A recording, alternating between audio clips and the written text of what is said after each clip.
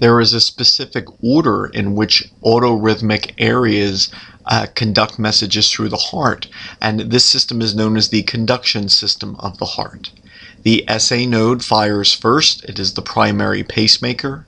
It relays messages throughout the atria and to the AV node. The AV node stimulates the AV bundle, which stimulates the left and right bundle branches. And then finally, the PURKINJE fibers, or conduction myofibers, relay these messages throughout the ventricles.